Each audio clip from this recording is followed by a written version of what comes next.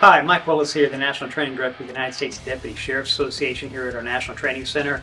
Talking with our training tips today. What's something to talk about that's very important with all the law enforcement out there and the civilians as well, often carrying weapons mounted light. It's a great tool, great thing to have. But what we want to talk about today is the importance of having one of these, a backup light, a handheld light. We operate off the principle that 2 is 1, 1 is none, one might fail.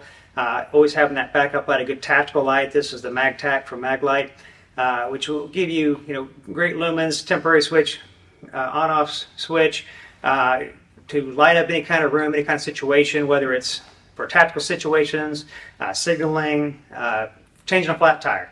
Once again, they're great tools. We want to have both of them. This is something that's easy. This comes with a clip on it where we can have it on our pocket, on our belt, in a purse, in a backpack. It's great to have that weapons mounted light, but it's a tool that's not useful in many situations. It's a great tactical tool, but from a law enforcement standpoint, we definitely can't be checking IDs using our tac light and our weapon.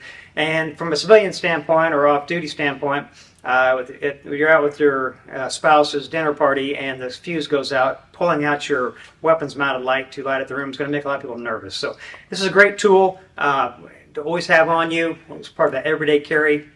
Having your flashlight, your knife, your off-duty weapon, or your concealed weapon.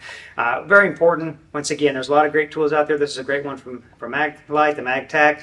Clip built on it, on your pocket. It's always right there. Great tool to have. Always recommend having that. Once again, 2 is 1, 1 is none.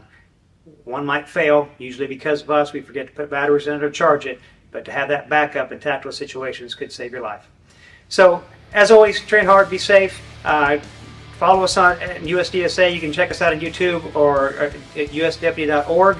You can go out there and sign up for our newsletter. Hope to see you down the line.